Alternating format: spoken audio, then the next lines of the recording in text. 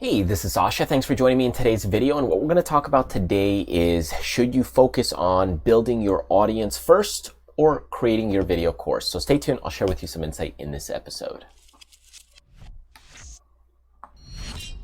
All right, so if you're thinking about making some money online, you're looking to go ahead and create a video course, you're probably wondering, well, do I need to focus on the traffic first, or should I just go ahead and start making my course? It's a really difficult decision when you're going out and you're trying to make a little bit of extra money from your expertise or knowledge, and you're now trying to figure out all these other components to getting yourself started, the foundation of everything, building your newsletter list, social media presence, and much more. So in order to go ahead and really grow the business, there's a lot of things that you are probably doing all at a single point in time. And with that, there's a lot of things to figure out, a lot of bumps on the road that's happening. So if you're wondering, hey, should I go ahead and go and focus on my audience first, or do I go ahead and create a video course? Now, in general, what I would say is a good approach is, if you're brand spanking new to the industry or to your kind of niche, and you've never done kind of online business before, I think the audience is probably the better focus. Why? Because if you can't even get the audience, you won't be able to sell your video course. On the other hand, what really stinks is once you start growing your audience, so let's say your audience starts to kind of grow and pick up some speed, and now you're going and getting some traffic. So your traffic starts bumping up month after month. So let's say this is in months, and you got month kind of right here, month number 1, month number 2, month number 3, 4, 5, and so on, and starting to pick up speed. But now all these people that are coming in, they have no product to buy. So in theory, you're kind of, wasting that traffic. You're kind of wasting that traffic ad space in a way, and that really stinks. But unfortunately, it is probably the smarter approach, because going out and then building a video course, now you know what these people want. So let's say you go ahead and you target a few different niche areas kind of within a certain niche. So if you're focusing on, let's say, building a blog business, okay, you might focus on the website part. You might focus on the email marketing part. You might focus on the social media part. So there's just so many different aspects. And what you might recognize is that the videos you make, or the content you create, or the blogs that you write, hone in and focus maybe more on, let's say, social media marketing, and it could be more on Facebook. So now your video courses, and the ones that are attractive, are probably better spent on, let's say, how to get started with advertising on Facebook, how to create the right fan page or page on Facebook for your business, how to go ahead and budget your money or dollars on your ad spend. So all these things, you could have like 3 different courses. One could be a mini course, one could be a good master course, one could be kind of an intermediate course. But the point is that now you know what to target and focus on.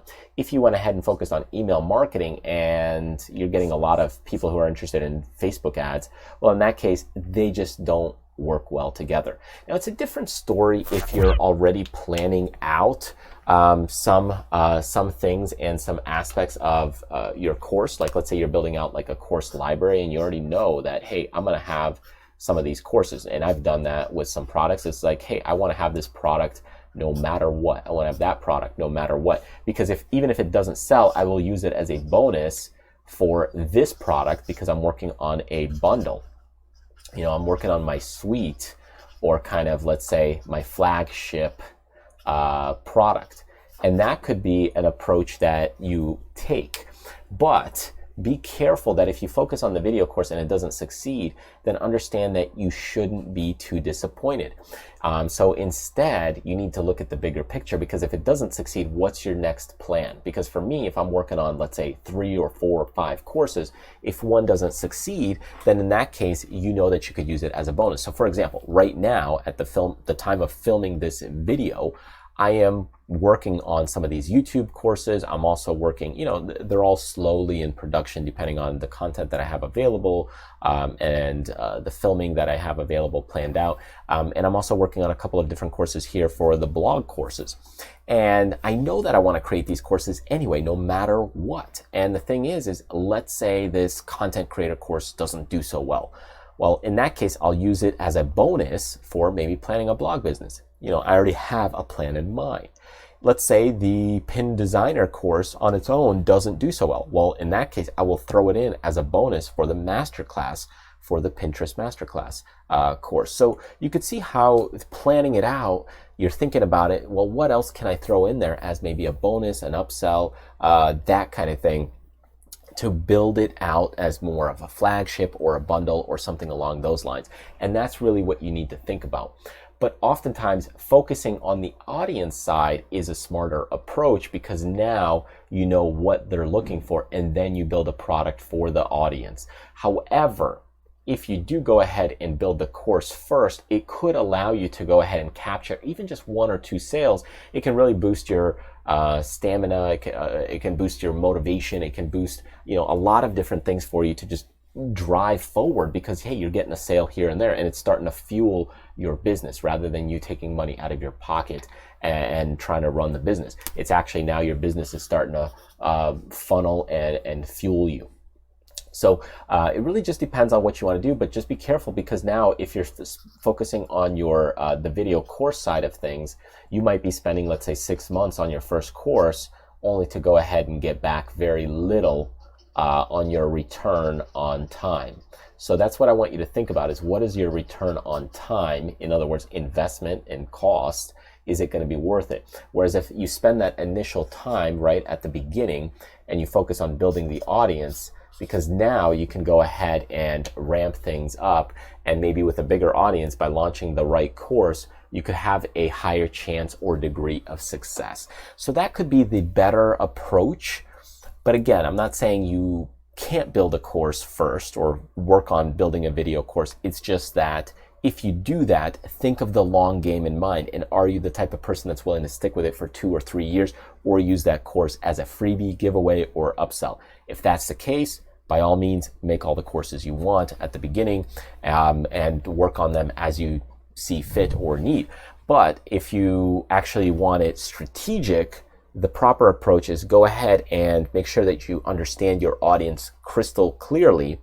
And then when you go ahead and know that in a good way, or you see that you have a large enough pool of people that are focused on a specific area, then you could go ahead and build and create a video course specifically for them. Now, I'm not saying you're not going to have a different area or section of audience, because you'll have different groups of people. Like for me, I have people who are interested in Pinterest, people who are interested in growing their YouTube channel, people are trying to create video courses. So I have a lot of different people that are watching the videos, reading the blog posts, connecting with me. But the point is that if you go ahead and create a specific course for a certain group, you could always create other courses for other groups of people. So anyways, starting with a course versus starting with an audience, the typical smart approach is the audience and then build out a course. But if you do work on the course first, you might be able to capture a few sales to fuel the business and, allow you to pay some of the expenses, whether you're hiring people. But if you do the course first, just understand, if it's a flop or a failure, which I've seen some people do, even if they've had a successful blog,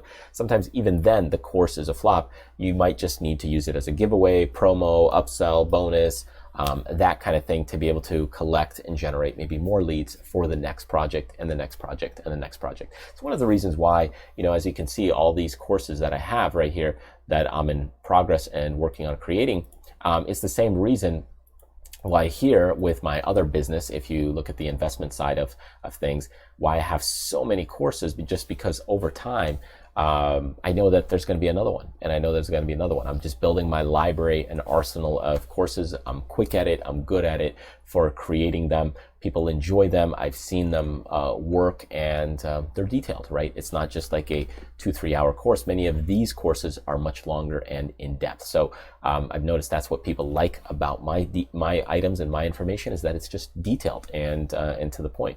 So anyways, in your case, find what works for your audience and then make it happen for them. So anyways, I hope you find this video helpful, insightful, and gives you some thoughts as far as, hey, do you work on building the traffic, getting the audience, or do you go ahead and create your video course? Could you really work on them in parallel? Yeah, absolutely. For example, during the day, you could work on building and growing the business and the audience. And during the nighttime, you could do some filming for your video course. And in fact, this is what I'm doing, is filming a video at nighttime for YouTube. But at times I will also film the course material at night. It's just part of the routine. I do quite a bit of the filming at night. A lot of the kids are sleeping and everybody's just kind of, the world is just kind of shut down, and there's a lot of good quiet time. So anyways, thanks for joining me. Feel free to grab some great freebies that I have on my website by clicking the link here, or visit the YouTube channel and make sure that you subscribe. Thanks for joining me, and I will see you next time.